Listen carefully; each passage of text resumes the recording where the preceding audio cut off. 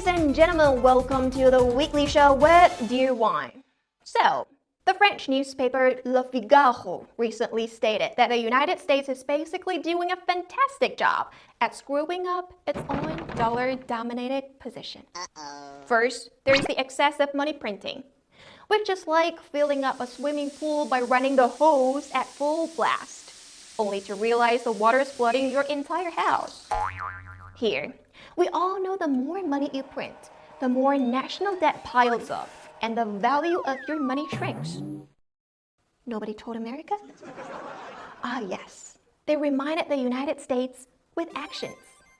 Countries around the world are selling off U.S. Treasury bonds. At least 22 countries sold off U.S. Treasury bonds in February. G7 countries have also been selling, with the UK having sold $25.3 billion and Canada having sold $18.8 billion. Israel has also sold off U.S. Treasury bonds, having sold off $27.1 billion and currently holding $42 billion, selling off 40% of its holdings. If the threat of global inflation is not enough to cause the trend of de-dollarization, then follows the good old Federal Reserve's monetary policies, which is like a roller coaster going through cycles of easing and tightening, sucking wealth from other countries while shifting the burden of its own crisis, only to end up making everyone feel sick and dizzy and goes, maybe we should just stay on the merry-go-round instead.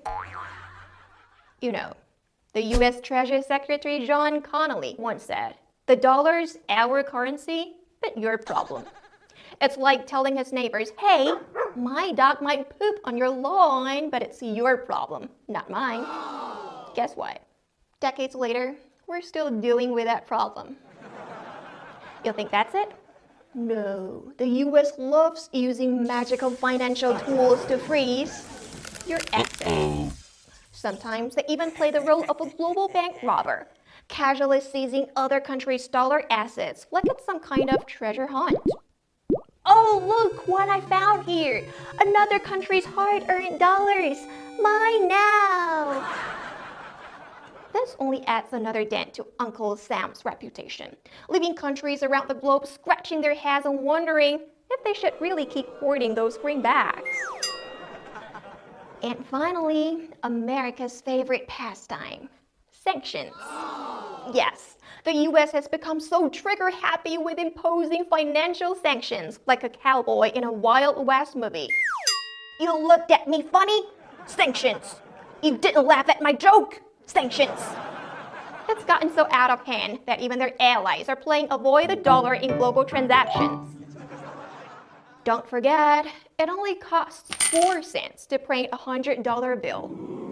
As America keeps chipping away at their own dollar dominance, it's like watching someone dig a hole for themselves, only to realize they've just dug their own graves.